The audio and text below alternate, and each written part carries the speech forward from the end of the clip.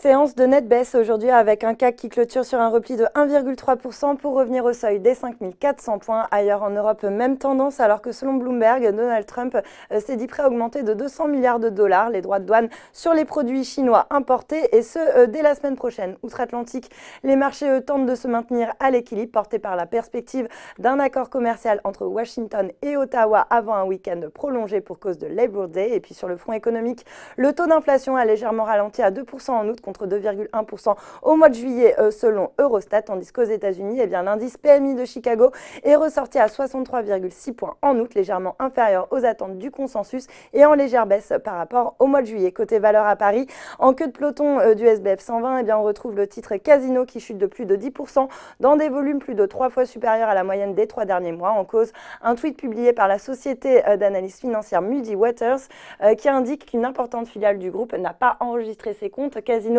n'a pas manqué de réagir en expliquant que les comptes de sa filiale Casino Finance n'avaient pas été publiés pour des raisons de retard technique et qu'ils étaient intégrés aux chiffres consolidés 2017 du groupe. A l'inverse, en tête sur le CAC, on retrouve Saint-Gobain qui est porté par une note favorable de Bank of America Merrill Lynch qui passe à l'achat sur le dossier avec un objectif de cours revu en hausse à 44 € contre 38 auparavant. Et puis à l'inverse, Edenred se distingue en baisse à cause de Berenberg qui abaisse sa recommandation à vendre contre conserver mais relève son objectif de cours à 23 € contre 20 € auparavant. Victime collatérale du risque de conflit commercial, le secteur du luxe qui est mal orienté à l'instar de Kering ou encore de LVMH qui se distingue donc parmi les plus fortes baisses sur le CAC. Et puis pour terminer, Air France KLM qui est pénalisé par Kepler Chevreux qui abaisse sa recommandation à conserver contre acheter auparavant et ramène son objectif de cours à 9 €.